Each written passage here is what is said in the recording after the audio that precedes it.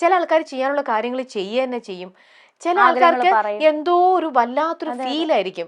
ചിലര് ഇങ്ങനെ എനിക്ക് എന്തൊക്കെയോ പോലെ തോന്നുന്നടി അങ്ങനെയൊക്കെ ചിലരൊക്കെ പറയും. അങ്ങനെ എന്തെങ്കിലും ഉണ്ടായിരുന്നു ശരിക്കും ഉണ്ടായിരുന്നു. അത് ഞാൻ ഒരു മരിക്കുന്നതിന് അത് കുറച്ച് ദിവസം മുന്നേ ആണ് ഇന്നസെന്റ് ഏട്ടൻ മരിച്ചത്. അപ്പം ഞാൻ നോക്കിയപ്പോൾ ഇരുന്ന് കാണുക, ഫ്യൂണറൽ വീഡിയോ ഇരുന്ന് കാണുക വേട്ട. അപ്പം ഞാൻ ചോദിച്ചു എന്നെ ഏട്ടാ ഇങ്ങനെ ഇരുന്ന് കാണുന്നത്? ഇല്ല വേട്ടാ, ഭയങ്കര വിഷമം, ഒരുമിച്ച് അഭിനയിച്ചൊക്കെ അല്ലേ, ഭയങ്കര വിഷമാ.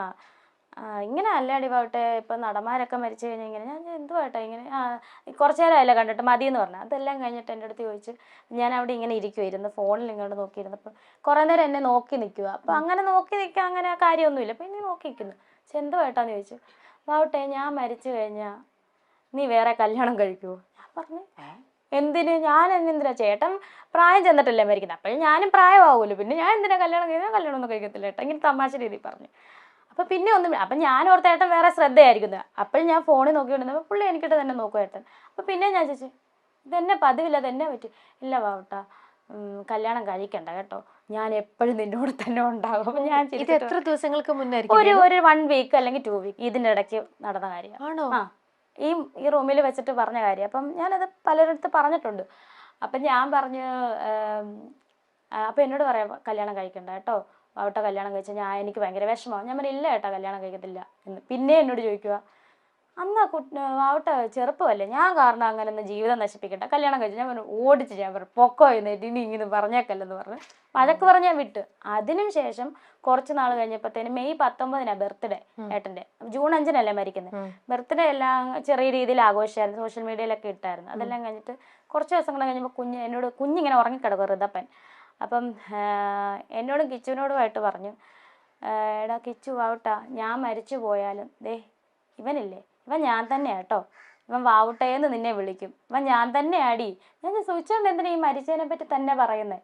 അതുപോലെ ബോട്ടപകടം, ആ സമയത്ത് ഒരു ബോട്ടപകടം നടന്നു. ഇത് കണ്ടിട്ട് എന്നോട് പറയാ എൻ്റെ വാവക്കുട്ടെ എങ്ങനെ മരിച്ചാലും അപകടത്തിൽ, കാർ അപകടം, ബോട്ടപകടം, ഇങ്ങനെയുള്ളതിനൊന്നും നമ്മൾ ബോട്ടിലൊന്നും കയറുകയും ചെയ്യില്ല, അപകടത്തിൽ മരിക്കുകയേ ചെയ്യില്ല. എനിക്ക് ഭയങ്കര പേടിയാവും കുട്ട.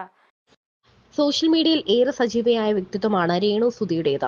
സുധി എന്ന കലാകാരന്റെ ഭാര്യയായിട്ടാണ് ആദ്യം രേണു അറിയപ്പെട്ടിരുന്നത് എങ്കിൽ ഇപ്പോൾ സ്വന്തം നിലയ്ക്കൊരു പേര് രേണു സമ്പാദിച്ചു കഴിഞ്ഞു. ഒരു കലാകാരിയായി രേണു മാറിക്കഴിഞ്ഞു. കഴിഞ്ഞ ദിവസം രേണു പങ്കുവച്ച ഒരു റീൽ വീഡിയോ ഏറെ വിമർശനങ്ങൾ നേരിടേണ്ടി വന്നിരുന്നു. അതുപോലെ തന്നെ ഇതിനു മുൻപും പല വീഡിയോകളെ ചൊല്ലിയും സുധിയുടെ ഭാര്യ രേണുവിന് പലപ്പോഴും ആളുകളുടെ മുന്നിൽ പരിഹാസ്യ പാത്രമായി നിൽക്കേണ്ടി വന്നിട്ടുണ്ട്. പുതിയ റീൽസ് വീഡിയോയ്ക്ക് നേരെ ഉയരുന്ന വിമർശനങ്ങൾക്ക് മറുപടിയുമായി കൊല്ലം സുധിയുടെ ഭാര്യ രേണു രംഗത്ത് വന്നിരുന്നു. ഈ വീഡിയോ റീൽ തനിക്കൊരു മോശവുമായി തോന്നിയിട്ടില്ല എന്നും ഇതുപോലുള്ള വേഷങ്ങൾ വന്നാൽ ഇനിയും ചെയ്യുമെന്നും രേണു പറയുന്നു. സുധിച്ചേട്ടന്റെ ആത്മാവ് ഇപ്പോൾ സന്തോഷിക്കുന്നുണ്ടാകുമെന്നും അഭിനയത്തിൽ സജീവമാകാനാണ് തീരുമാനമെന്നും രേണു പറയുന്നു. ദാസേട്ടൻ കോഴിക്കോട് എന്ന ആളിനൊപ്പമുള്ള ഗ്ലാമർ റീൽസ് വീഡിയോ കഴിഞ്ഞ ദിവസമാണ് രേണു പങ്കുവച്ചത്. ചാന്തുമുട്ട് സിനിമയിലെ ചാന്തുകുടഞ്ഞൊരു സൂര്യൻ മാനത്ത് എന്ന ഗാനമാണ് ഇവർ റീൽ വീഡിയോയായി റീക്രിയേറ്റ് ചെയ്തത്. ഇരുവരും അല്പം ഇഴുകിച്ചേർന്നാണ് അഭിനയിക്കുന്നത്. അതാണ് ചിലരെ ചൊടിപ്പിച്ചത്. സുധിയെ ഓർത്ത് ജീവിച്ചോളാമെന്ന് പറഞ്ഞവളാണോ ഈ കാട്ടിക്കൂട്ടുന്നത്? നാണമുണ്ടോ ഇങ്ങനെ ചെയ്യാൻ എന്നൊക്കെയാണ് ഭൂരിഭാഗം കമന്റുകളും.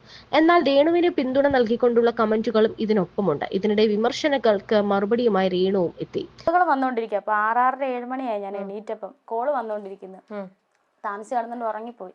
അപ്പം ഒരു കോൾ എടുത്തപ്പോഴത്തേന് സുധിച്ചേട്ടൻ്റെ ചേട്ടൻ്റെ വൈഫ്. അപ്പോൾ ഇവർ സംഭവം അറിഞ്ഞു, എല്ലാവരും അറിഞ്ഞിട്ട് ഈ മിറ്റം മുഴുവൻ, ഈ വഴി മുഴുവൻ ആൾക്കാരാണ്. ഞാനിത് അറിയുന്നില്ല. അപ്പോൾ കിച്ചു മൂത്ത മോൻ ഇവിടെയാണ് കിടക്കുന്നത്, ഞങ്ങൾ അകത്തെ റൂമിൽ. എൻ്റെ ഒരു അനിയത്തിയുണ്ട്, പപ്പയും അമ്മയും ഹോസ്പിറ്റലിലായിരുന്നു, പപ്പായ്ക്ക് ഒരു ഓപ്പറേഷനായിട്ട് ഹോസ്പിറ്റലിലായിരുന്നു. അപ്പം ഞാൻ ചേട്ടത്തിയോട് ചോദിച്ചു, എന്നെ അടുത്ത് ഈ വെളുപ്പിനെ വിളിച്ചു സുധി എന്ത് ചെയ്യണമെന്ന് ചോദിച്ചാൽ, അപ്പോൾ ചേട്ടൻ വടകര പോയതാണല്ലോ, എന്നെ അടുത്ത് വന്നില്ല, ഇപ്പം വന്ന് കാണും, ഇനിയിപ്പോൾ ഉറക്കമായിരിക്കും വല്ലോ, സ്റ്റാൻഡിൽ വല്ലോ ഇരുന്നിട്ടേ വിളിച്ചു നോക്കട്ടെ എന്ന്. അപ്പം എഴുന്നേറ്റ് 5 മണിയായപ്പം രേണു വിളിച്ചു നോക്കിയില്ലേ? 5 മണിയായപ്പോഴല്ല, ഞാൻ എഴുന്നേറ്റ് 6:30 ആയപ്പോഴാണ് എഴുന്നേറ്റ്. 4 വിളിക്കാൻ തോന്നിയില്ല എനിക്ക്, എന്തോ എനിക്ക് തോന്നിയില്ല. 5 മണിക്ക് നിങ്ങളുടെ അടുത്ത് പിക്ക് ചെയ്യാൻ വരണം എന്നല്ലേ പറഞ്ഞു. അപ്പൊ ഉറങ്ങിപ്പോയി. ഉറങ്ങി 6:30 7 ആയപ്പോഴാണ് ഞാൻ എഴുന്നേറ്റ് വിളിച്ച സൂചിച്ചേട്ടനെ 5 പ്രാവശ്യം വിളിച്ച്. അപ്പൊ 5 പ്രാവശ്യം വിളിച്ചിട്ടും ബെല്ലടിക്കുന്നുണ്ട്. പക്ഷെ ആ ഫോൺ ഇതുവരെ നന്നാക്കാൻ പറ്റിയിട്ടില്ല. ഞാൻ കൊടുത്തു നോക്കി കടയിൽ, അതുപോലെ അത് തകർന്നു പോയി. പക്ഷെ ബെല്ലടിക്കുന്നുണ്ടായിരുന്നു.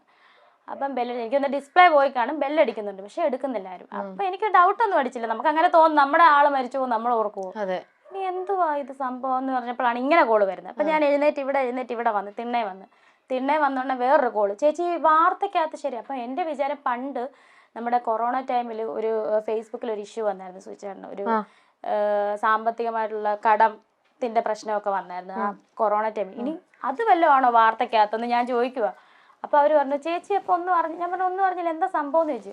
അവരന്നേരം കട്ട് ചെയ്ത് 2-3 കോൾ ഇങ്ങനെ വന്നിട്ട് കട്ട് ചെയ്തപ്പോൾ എനിക്ക് എന്തോ ഡൗട്ട് അടിച്ച്. ടി വിയിലെ വാർത്ത എന്ന് പറഞ്ഞാൽ ഞാൻ എന്നിട്ട് ടി വി വെച്ചില്ല. ഞാൻ കിച്ചുവിനോട് പറഞ്ഞേടാ നീ എന്ന്. അപ്പോൾ അവൻ ഉറക്കത്തില്ല, നല്ല ഉറക്കത്തില്ല. വെളുപ്പിനെ അങ്ങോട്ട് കൂട്ടുകാരുടെ അടുത്ത് പോയിട്ട് അങ്ങോട്ട് വന്ന് കിടന്ന് എവിടെയോ എന്തോ ആവശ്യത്തിന് പോയതാ, കല്യാണ പാർട്ടി എന്തോ. അപ്പം ഞാൻ പറഞ്ഞു കിച്ചു ഒന്ന് എണീക്കടാ, നമ്മുടെ അച്ഛൻ എന്തോ പറ്റിയിട്ടുണ്ട്, നീ ഒന്ന് വിളിച്ച് നോക്കാൻ പറഞ്ഞവൻ ദേ ഉറക്കത്തിൽ വിളിച്ചതല്ലേ, ഈ അമ്മയുടെ കാര്യം അച്ഛൻ എന്നാ പറ്റാനാ എന്ന് പറഞ്ഞ് ഇങ്ങനെ എഴുന്നേറ്റ് ഇവൻ കോൾ എടുത്തോണ്ട് ഫോൺ എടുത്തോണ്ട് അകത്തോട്ടങ്ങാണ്ട് കയറി. ഞാനിത് കഥവ് തുറന്ന് വെളിയിൽ ഇറങ്ങിയപ്പോൾ അവിടെ തൊട്ട് ഇവിടെ വരെ ആൾക്കാർ എല്ലാവരും ഇങ്ങോട്ട് നോക്കി നിൽക്കും. എത്ര മണിയായിട്ടുണ്ടാവും? 6, 7 മണിയായി, എന്തായാലും 7 മണിയായി.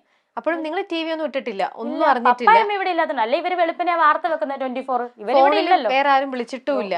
വിളിച്ചോണ്ടിരിക്കുന്നുണ്ട്, നമ്മൾ അറിയുന്നില്ല. ഞാൻ മിസ് കോൾ ഇങ്ങനെ വന്നിട്ടുണ്ടെങ്കിൽ തന്നെ സംഭവം നമുക്ക് അറിയത്തില്ല. അപ്പൊ ഒരു കോളും എടുത്തിട്ടുമില്ല? 2-3 കോൾ എടുത്ത്. ചേടത്തി ഞാൻ പറഞ്ഞില്ല, ചേടത്തി വിളിച്ച കോൾ എടുത്ത്. അവരാരും ഒന്നും പറഞ്ഞിട്ടുമില്ല, അവർക്ക് മനസ്സിലായി ഞാൻ അറിഞ്ഞിട്ടില്ലെന്ന്. വെളിയിൽ ഇറങ്ങിയപ്പോ ആൾക്കാർ. അപ്പൊ ഞാനിങ്ങനെ നിൽക്കുക, എന്തോ സംഭവം എന്ന് ചോദിക്കുന്നില്ല. അപ്പം ചോദിക്കുവാ ഞാനിങ്ങനെ. അപ്പം ഇപ്പുറത്തും ഒരു അമ്മച്ചി ഓടി വന്നില്ല, രേണു ഒരു ചെറിയൊരു അപകടം പറ്റി സുധിയൊക്കെ വന്നപ്പോഴേ, ബിനുവാടിമാരിയൊക്കെ ഉണ്ടായിരുന്നു, മഹേഷും ഒക്കെ ഉണ്ടായിരുന്നു, ചെറിയൊരു അപകടം. സുധീർ എന്തോ കയ്യോ കാലോ കണ്ട്. അപ്പം എനിക്ക് കയ്യോ കാലോ ഓടിഞ്ഞ ഇങ്ങനെ ആൾ വരുമോ? അപ്പം ഞാൻ ഇവരോടെല്ലാം ചോദിക്കുന്നത് സുചേട്ടൻ എന്തായാലും സുചേട്ടൻ ഉണ്ടോ ഇല്ലയോ അത് മാത്രം പറഞ്ഞാൽ മതി. കാരണം എനിക്ക് സുചേട്ടൻ ഇല്ലാണ്ട് പറ്റത്തില്ല, ചിന്തിക്കാനേ പറ്റുന്നില്ല. പുള്ളിയോട് സംസാരിക്കാണ്ട്, അല്ലാതെ 5 വർഷമായിട്ട് അങ്ങനെയായിരുന്നു ഞങ്ങൾ. പുള്ളിയോട് മിണ്ടാണ്ട് എനിക്ക് പറ്റത്തില്ല, ഉണ്ടോ ഇല്ലയോ. അപ്പം ആരും ഒന്നും മിണ്ടുന്നില്ല. ഈ വീട് തൊട്ട് ആ വീട് വരെ ഞാൻ തിരക്കുന്നുണ്ട്, ഓരോരുത്തരുടെ വീടിൻ്റെ വാതിൽ സുചേട്ടൻ ഉണ്ടോ, ആളുണ്ടല്ലോ അല്ലേ, ആരും ഒന്നും മിണ്ടുന്നില്ല. ഞാൻ ഈ കിണറ്റുകരെ വന്നങ്ങ് ഇരുന്ന്. അപ്പം എനിക്ക് തോന്നുന്നത് ഐശ്വര്യനെയാന്ന് തോന്നുന്നു അയച്ചേക്കുന്നത് പറയാൻ വേണ്ടിയിട്ട്. ഐഷു ഇല്ലേ സ്റ്റാർ മാജിക്കിലെ ഡാൻസർ.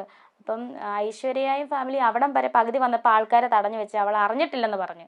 അപ്പം അവരവിടെ നിൽപ്പുണ്ടെന്ന് തോന്നുന്നു, 24-ന്റെ ക്യാമറ എല്ലാം അവിടെ നിൽപ്പുണ്ട്. അപ്പം ഞാൻ ഈ കിണറിൻ്റെ അവിടെ ഇങ്ങനെ ഇരുന്നപ്പോൾ ഒരു കുട്ടി, അപ്പുറത്തെ വീട്ടിലൊരു കുട്ടി, അപ്പുറത്തെ സ്ഥലത്തിലെ ഒരു കുട്ടി ഓടി വന്ന് എന്നോട് ചോദിച്ചു, ചേച്ചി ബോഡി ഇങ്ങോട്ടാണോ കൊണ്ടുവരുന്നത് കൊല്ലത്തോട്ടാണോ എന്ന്. സത്യം പറഞ്ഞാൽ അപ്പോഴാണ് ഞാൻ അറിയുന്ന ആൾ പോയെന്ന്. ഒരുമാതിരി ഒരു കിളി പോയ പോലെ ആയിപ്പോയി തലേന്ന്. ഇങ്ങനെ ഇങ്ങനെ ഇരിക്കുമോ, അനങ്ങുന്നില്ല. സുധിച്ചേട്ടൻ മരിച്ചെന്നോ, നമ്മൾ സ്വപ്നത്തിൽ കരുതുമോ സുധിച്ചേട്ടൻ മരിച്ചെന്ന്?